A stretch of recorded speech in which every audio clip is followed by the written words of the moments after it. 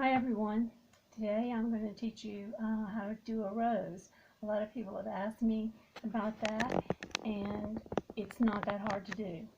So I've already painted the canvas with some dark colors so that it will show up a little bit better. And I'm trying to get a little bit better about these videos and learning what I'm doing wrong. I know I'm still making some mistakes, so just bear with me and at least you'll learn the painting. And in each lesson that I teach you, there are going to be things that are new, and each one will have a different procedure, a different product. There's always something new to learn, and that's what I take pride in my lessons in, is that I do like to include that and make sure that there's learning along with the fun. I don't see any reason why you can't enjoy what you're doing and learn at the same time. So I'm going to adjust this camera just a little bit. Okay, so I'm going to do a rose, and it's very simple, really. Once you get the hang of it, you have to practice a little bit. But I've got more brushes than I need here, but I want to make sure that I have enough. This is a soft, flat brush, rather large, and then I have an angle brush, a rather large, and you see it's flat used. And it has an angle to it. It's cut at an angle, and that's for a purpose. Here's another angle of a different size, and we may need that. I'm going to have a couple more sizes of those, the angle and the flat. All of these are soft today that we're using because I already put the background in. The background I did with a bristle brush because, as we always try to do, and I've told you in my other videos, is to try to scrub in the background. It takes to the canvas and gets down in the pores better if you scrub and rub, that kind of thing. And then you can always take your softer brushes and put your other marks on top. One more brush is just a detail small brush. So we're going to get right into it. Move things around. I hope this is going to work better. Okay. Now, for the paints, some of them I don't want to turn it too far or they'll run. But I have a lighter green, and then I have a thicket green, I have alizarin crimson, and I have some white, and then I have a product you can't see right here. It's clear. Let me show you what that is. This is a product called Floating Medium. It's made by Folk Art, and it is a wonderful product. There's nothing else like it. When you paint with acrylic, the only time you want to use water is maybe with the script liner or for certain special little things that you might need it for. Once you get really used to painting, I would avoid the water and only use that for cleaning your brushes. But this floating medium, it's liquidy, it's clear. It's like the paint with no pigment in it. The pigment is what makes your color. And this is good for when you want your colors to blend together, for when you want your brush to slide across a little bit better. Anytime you feel like you would need water or your paint is dragging, this is very good. Is a very good product for that. So I'm going to start with a flat, soft brush, and I went ahead and made just a few marks for myself. You can't see it, but it will help guide me to get things done a little bit better. So on the palette, I'm going to put white on one side of my brush, and then I'm going to put alizarin crimson on the other side of the brush. So I have two colors. I'll get a little blending gel, and I'll blend that into the brush.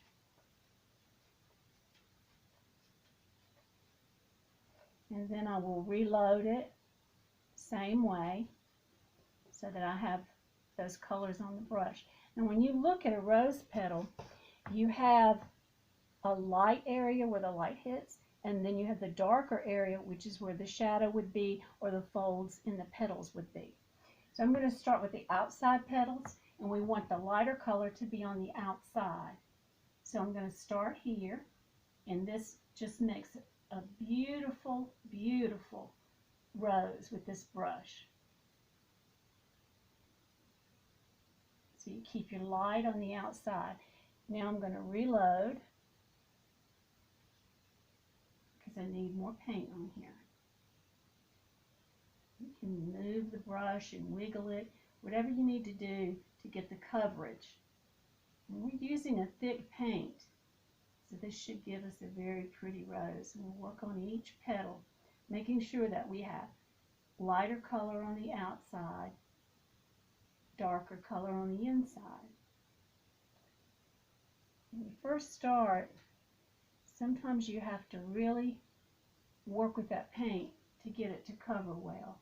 But once you get the idea of it, then you'll see that it goes very well.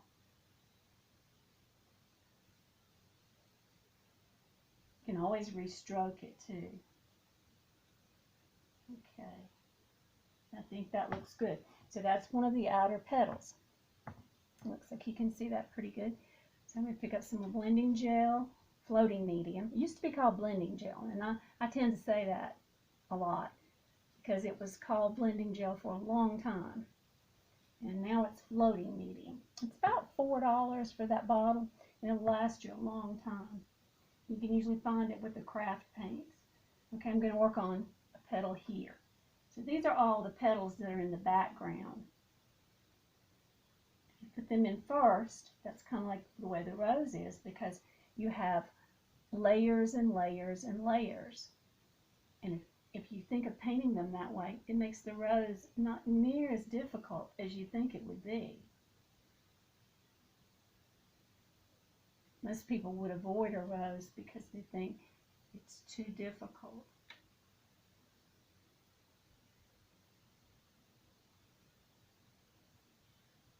Okay, I like that one. Each time I'm reloading, because it's important to get enough paint on here that it's going to cover. Okay, I'm going to go over here, light on the outside and the deeper color to the inside. This flat, soft brush, it just lays the paint on there. So if you used a bristle brush for this, we talk about that a lot, about the difference in the brushes. If you used a bristle brush for this, it would scratch through the paint and just drag and cut through it, and that's not at all what you would want. And a little more alizarin crimson. You can go back in there and touch this up later or as you go or both. Okay, I like that one. Again, reloading, little floating medium, the white and the alizarin crimson. I wasn't going to tell this story, but someone asked me to tell the story again. So I'm going to continue doing the same thing and just do the outer petals, and then I'm going to move to the inside. I'm going to tell you the story. I've been teaching for over 20 years, and I've got a lot of students that followed me for a long time. Well, we use a set of colors pretty much so that I can say, you know, pick up this color, add that color, and then I can stay where I am for the moment, and I know what their color will turn out to be, and I can instruct them from there before it's time to come around and help individually. And so anyway, the story was that, this is an inner petal here. The story was that someone one day in class said, instead of alizarin crimson, they said Elizabeth crimson. Well, from then on, everybody thought it was so funny that they all started saying Elizabeth crimson, and it got so bad that I couldn't say alizarin crimson anymore. I was saying it myself. So it got to be really funny, and it gets better, you see. So then what happened was, one of my students went into Michael's, and he said, I need a tube of Elizabeth crimson. And the store clerk said, well, we're all out of Elizabeth crimson, but we have put in an order and we'll have some in 2 weeks. Well, there is no such thing as Elizabeth Crimson. It's alizarin crimson, of course. Well, that was just hilarious when he came back and told us that. So in 2 weeks, he came back to class and he said, um, I got my paint, the Elizabeth Crimson. I said, yeah, let's see it. He pulls out this tube and it said Elizabeth Crimson. We all were speechless. We didn't know what to say. And he let us believe it for a little while, and then finally he told us the truth was that he bought the alizarin crimson and his daughter worked for a company that made labels. So she made him a label, specifically Elizabeth Crimson. So someone asked me to tell that story. They love my stories and they asked me to tell that one. So to this day, we will never ever forget that because it was just hilarious. Okay, so I've got the outer petals and then I've got some middle petals. I want to add one over here. I was waiting to layer that a certain way. You see, I'm putting them in and then I go back and what I don't like, I stroke over. If it didn't take exactly the way I wanted it to, and like if I needed a little more white, like then I need a little more white, that's perfect. Then I go back and do that. And the petals overlap each other, so there. And I'm going to restroke this one.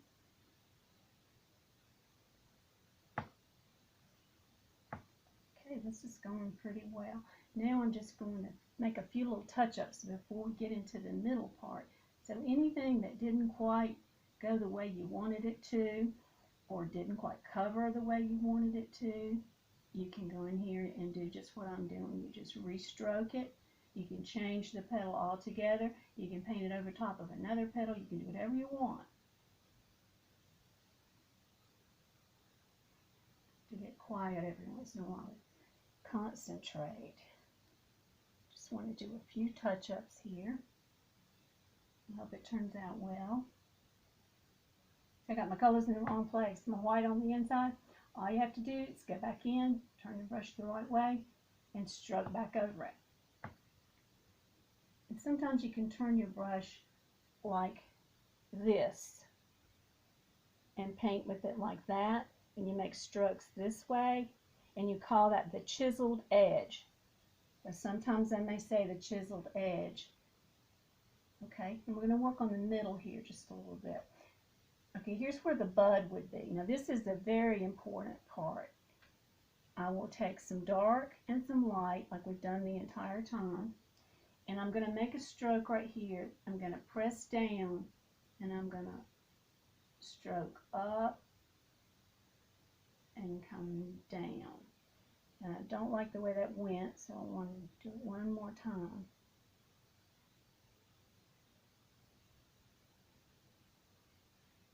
Much better. Now that's going to be the bud. Now I'll reload fairly heavy with this, and I'll go back in front of that, and I'm going to come down with it and back up. And do you see that? You end up seeing into the rosebud. Isn't that beautiful? Okay, now I'm going to get some more paint, and I'm going to do a little bit of a chiseled edge. And that would be, I would start right here, and then I would come off the brush on the chiseled edge like that. Okay, I like that. I think I'm going to switch to a smaller chiseled brush, and so I'm going to try to use this one. I want to do some touch-ups. I'm going to the alizarin crimson and add a little bit in some spots that I feel like I'm starting to see dark through there. I chose a dark background because it really shows the pink up well.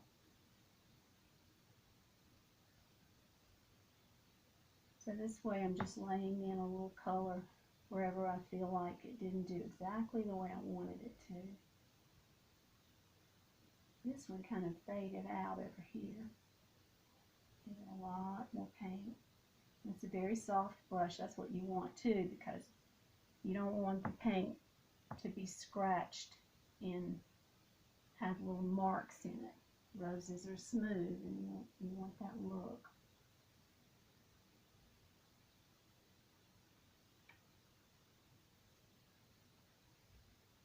And a little touch up over here. I think I have touched up each one, it seems like. That's okay.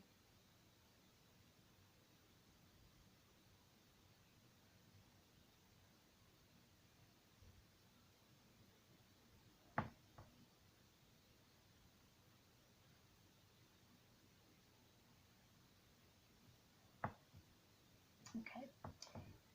Now I'm going to rinse that brush. A little white, and I'm going to touch up a few places. You got to be a little more careful with the white because you want it to still blend. That's where your floating medium comes in again. You see that's starting to drag and break up a little bit. So I don't want to do a lot of that white for that reason. It's starting to dry. But there's some places I need just a little bit. And this chisel brush lets you get on the edge because it's angled. And it lets you get on the edge and get little marks that you couldn't get with a flat brush. I know I use a lot of brushes, but that's just me. I feel that's important. Because if you have the right brush, it will do a lot of the work for you. Alright, add a little bit here. And be careful about outlining things. Sometimes, well, I'm not really outlining, but you know, it could be taken that way. When you start to outline or touch up or put in something special in a painting that's going very, very well, it's very tempting to want to go back and just keep messing with it and messing with it. And when you do that, what happens is that you end up making a mess. That's the only way I know how to say it. And then you end up having to go back and fix it. I can't tell you how many times I've painted something and worked for hours, and then I started to walk out of the studio and I looked back at it and I thought, it just needs one more little thing. And I go back to do that and I ruin it, and I'm in there 3 more hours. But time when I'm painting just flies. I don't even realize the time. Okay, we're getting somewhere very, very well now. Let's get a look over there. I'm going to put a little bit more on the bud, but I don't want it to be too white.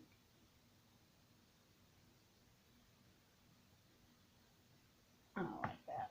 I think that'll work. You know, I could put one more petal in there, and I think I will. I'm going to put the white on one side and the alizarin crimson on the other, and I'm going to get on the chiseled edge, and I'm going to touch right there and pull in and give it one more petal. And you see, I made my own mistake that I just talked about. If I'd left it alone, it would have been all right. And I didn't, so now I have to go back.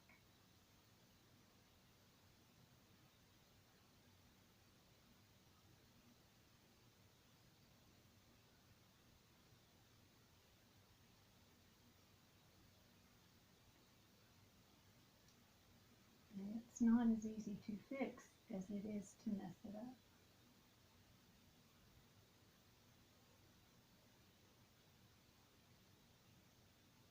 Especially when you're on camera.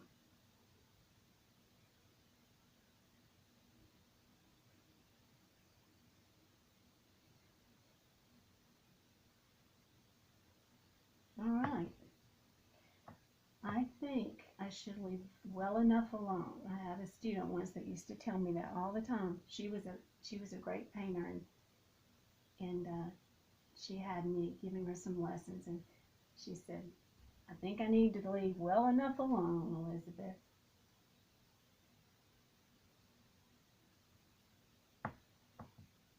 Yeah, I'm just still messing with that because I'm not getting.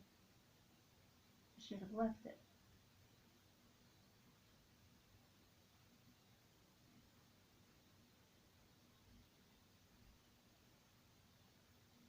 Still not right.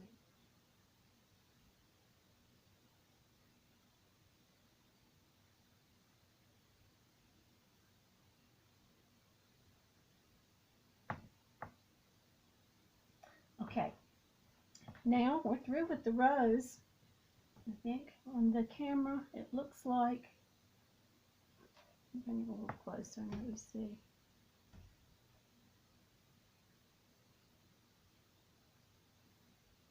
It looks like on the camera that this one is darker than it really is.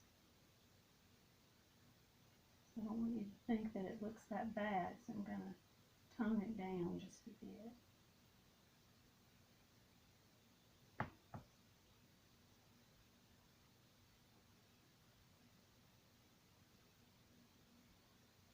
Alizarin crimson and white make the prettiest pink I think there is. You know, a red and a white will make pink, but alizarin crimson makes the prettiest pink.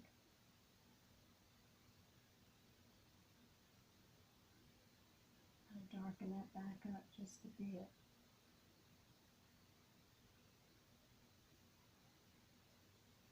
It's probably the lighting. I'll get better at this eventually. I want you to remember to hit the subscribe button, because that way you'll be notified, and the more subscribers I get, the better it'll be. So if you will hit that subscribe button and that you watched the video and you liked it, that would be great for me. So this is right, it's just the lighting on the camera. Okay, so let's see, it just seems a little dark. Put a few more strokes just to make sure, because I don't want you to think I left you with a painting that was not right. They just don't look even on camera. So I'm going to lighten that dark just a little bit. Is that better?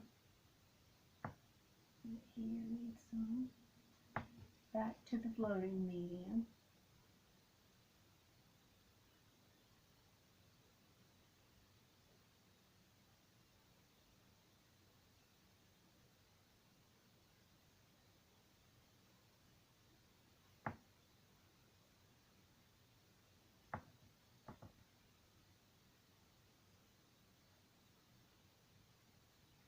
Using your chiseled edge to bring a little spark of white in there. And it seems like that's what's looking dark, but it's right. I'll bring it closer when we're done. Anyway, the next thing I'm going to do is I'm going to put a little stem in and a leaf, and I'm going to use a small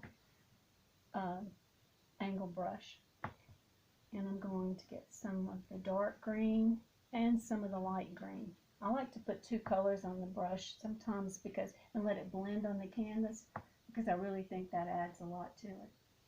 So I'm going to put a stem right in here.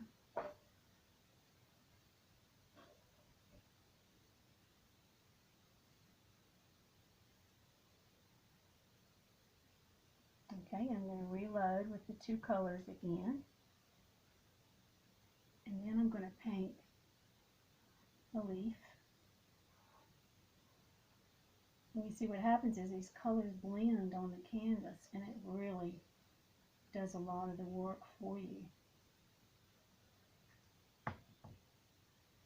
think one leaf is all I want to put in there. Sometimes I take a little bit of the alizarin crimson and I pull that into the green, yeah. Because if you look closely at the rose leaves, you will see some pink in that green. So I'm just painting in a leaf here. And a little bit lighter color right here. Oh, it's a little bit too much, so fill that in with the light. And we'll go back to the alizarin crimson and fill that in.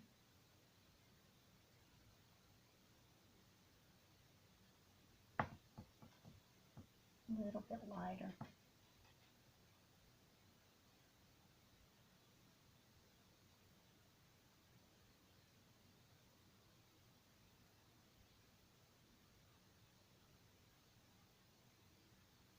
I hope you are enjoying the videos. I'm going to try to make more if you keep watching and subscribe. And I'm not teaching every day now because of this quarantine, so this gives me a way to reach my students somewhat, and but I need to know you're watching. Okay, so the next thing I want to do is I want to take that little detail brush, and I want to pick up a little bit of both of the greens, and I want to add some thorns. And again, that's where you can get carried away, because this really looks good when you put the thorns on there, and you want to just continue, but you can't. You can overdo it really quickly. I'll go under here and touch that up a bit.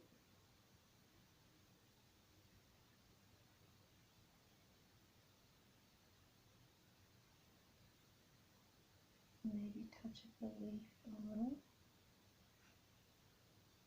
That's what the detail is for.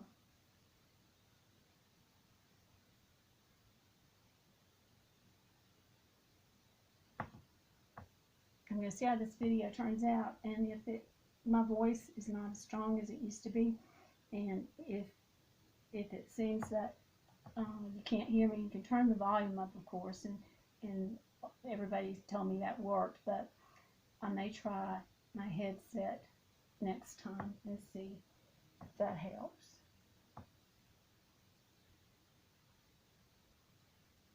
I'm just putting a little more color in there.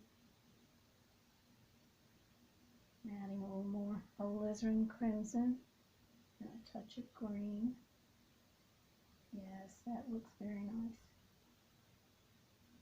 A little at the bottom. And a little striation in the middle for the leaf.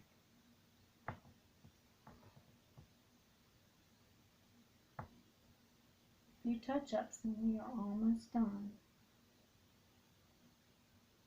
You see that the rose is not as intimidating